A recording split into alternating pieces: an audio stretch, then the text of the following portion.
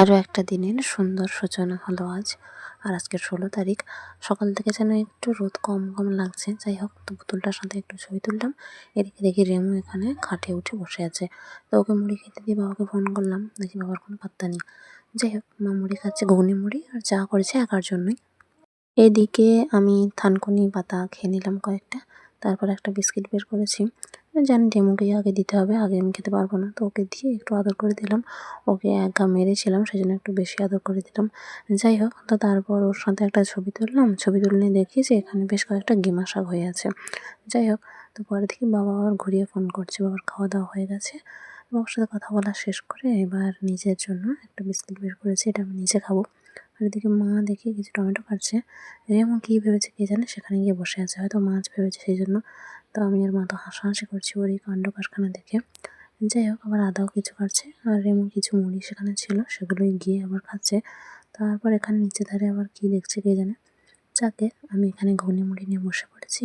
তারপর দাদা ফোন করেছিল একটা লেখা দেওয়ার ব্যাপারে। আমি তখন একটু ব্যস্ত ছিলাম, সেজন্য ফোনটা ধরতে পারিনি। তো যাই হোক, পরে আবার দাদা ফোন করছিল, তো কথা বলে নিলাম। এদিকে সময় হয়ে গেছে, তো দুটো ওষুধ পরপর খেয়ে নিলাম। তারপর দেখি আর বাবার ফোন। তো বাবার সাথেও কথা বলে নিলাম। বাবার সাথে কথা বলছি, মাও এসছে, মার সাথে কথা বলছি।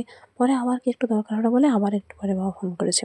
এদিকে রেমুকে পরে খেতে দিলাম, আর ডায়েরির ভাঁজে ভাঁজে কিছু জিনিস আছে সেগুলো দেখছিলাম। এদিকে রেমু শুয়ে আছে, এমন করে হাসছিলাম আমরা। তারপর ও আবার উঠে এসে চেয়ারে শুয়ে আছে। যে তোপাসের চালটা দেখছি, আর এখানে আমার কিছু লেখালেখির কাজ চলছে। অল্প অল্প করে রোজ করি, সেই জন্যই আসলে অনেকটা বাকি থেকে গেছে। তো মা এখানে বীজগুলো খুলে দেখছে, কিছু কিছু গাছের মানে বীজের গজা বেরিয়েছে। এদিকে এই পেনটা নতুন লেখা শুরু করব। এর মতো চেয়ারে শুয়ে আছে। যাকে সব কিছু রোদেও দিয়ে দিয়েছি। আর মা আবার পাতা আঁটে নিয়ে এসছে, সেটা রোদে দিল। রেমুকে আবার মুড়ি খেতে দিলাম মাঝে। মা এবার নারকেল বীজ তুলছে, আর আমি তো আমার লেখা নিয়েই আছি। যাকে তারপর মাথায় ভালো করে তেল মেখে নিলাম। আর মা বাগান থেকে বেশ অনেকগুলো টমেটো তুলে এনেছে। আর আজকের আবার শিব ঠাকুরকে স্নান করে দিয়েছি, যেহেতু 2 দিন ধরে আছে। শিবরাত্রির জন্য উপোস ব্রত ওসব না করলেও ঠাকুরকে তো জল দিই, সেটা তো আগের দিনই বলেছিলাম। যাই হোক, আজকের যা যা রান্না হয়েছে সেগুলো মা সাজিয়ে গুছিয়ে দিয়ে দিয়েছে, আর আমিও ঠাকুরকে সেসব বলে দিলাম। আর যা যা ফুল ধূপ সব দিয়ে দিলাম। বাবা যেহেতু নেই, বাবার জন্য রাখারও কোনো ব্যাপার নেই। তারপর আমি মা খেয়ে নিলাম, আর বাবার সাথেও কথা হয়েছে। তারপর রেমুকে খেতে দিয়েছে তাদের বাড়ি থেকে, তো ও খাওয়া দাওয়া করছে। যাই হোক, বাবার সাথে পরে আবার কথা হচ্ছিল। কথা হতে হতে দেখি গার্লস স্কুল থেকে 2জন এসছেন, তো একটা নিমন্ত্রণ দেওয়ার জন্য। মা কথা বলছিল, আর আমাকে টুকটাক সহযোগিতা করতে বলছিল। তো আমি এটা সেটা বের করে দিচ্ছি, যখন যেটা যেরকম বলছে। আসলে কি বলতো, সবাই না সব তিথি সব কিছু মানে না, তো সেই জন্যই। তো এনাদের ডিম ভাজা করে দেবে, এই যে আদা দিয়ে চা।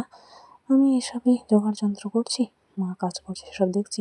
যখন যেটা বের করে আনতে বলছে আনছি। তারপর সব কিছু কমপ্লিট হয়ে গেছে, মা এবার দেবে। আমি বলছি আমি শুতে চলে যাই। রেমু এখানে শুয়ে আছে এরকম। যাকে তো মা সমস্ত কিছু দিয়ে দিয়েছে, সেখানে কথা বলছিল। আর রেমু এখানে বসে আছে, আমি ঘর থেকে ওটা দেখছিলাম। এদিকে পাখিগুলো এসছে খাওয়ার জন্য। আবার দূরে কোথায় জানো তো কোকিল লাগছে, এত ভালো লাগছে কি বলবো। এদিকে অন্য একটা বিড়াল এসছে দেখে রেমু ভয়ে ঘরে ঢুকে গেছে। মা ওকে তাড়া করলো।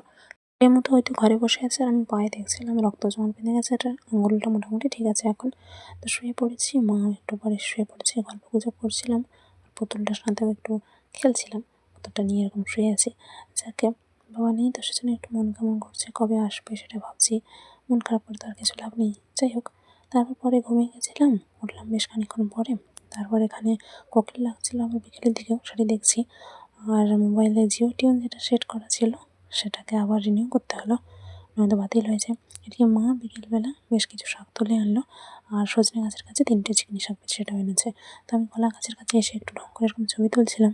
তারপর হঠাৎ এই কাঞ্চন ফুলের গাছের দিকে দেখি 2টো ফুল হয়ে আছে। আজকেই হলো প্রথম, হঠাৎ চোখ পড়লো বলে দেখতে পেলাম। এতটা খুশি হয়েছে যে কী বলবো। তারপর এরকমভাবে দেখছিলাম, দেখতে দেখতে আরও একটা ফুল চোখে পড়েছে। মোট 2টো ফুল 2 জায়গায় হয়ে আছে। হঠাৎ দেখি জেট বিমান যাচ্ছে, তো আমি সেটার একটু ভিডিও করেছি। এত সুন্দর লাগছে কি বলবো। ফুল, জেট বিমান সব যেন হঠাৎ হঠাৎ এমন দেখতে পেয়েছি যে মনটাই খুশিতে ভরে গেছে। আর ভাবছি বাবা নেই, বাবা যদি বাড়িতে থাকতো তাহলে দেখেই কত খুশি হয়ে যেত। যাই হোক, নেই তো কী করা যাবে, ফিরলে না তো জানাবো। 2টো ফুলই দেখছিলাম, কিন্তু এত উঁচুতে যে পারতে পারবো না। আর পলিথিনটা আজও ছাড়া হয়নি। তো মা আজকে ধুনো দিয়েছে, অন্ধকার হয়েছে সেজন্য কড়িগুলো সুন্দর করে সাজিয়ে দিলাম। তারপর মা কিছুক্ষণ বই পড়ছিল, আমিও পড়লাম। এদিকে বাবা ফোন করেছে, তো বাবার সাথে কথা বলছি আর তারপর মুড়ি নিয়েও বসে গেছি। মুড়ি খাওয়া, গল্প গুজব সবই একসাথে চলছে। আজকের আর কাপে করে চা নিইনি, দুটো গ্লাস ছিল, একটা গ্লাস আমি নিয়েছি, একটা গ্লাস মাকে দিয়েছি। আমি যে গ্লাসটায় চা নিয়েছি এটা মূলত বাবার গ্লাস। যাই হোক, বাবার গ্লাস তো কী হয়েছে, আজকে আমি এটাতে চা খেয়ে নেবো।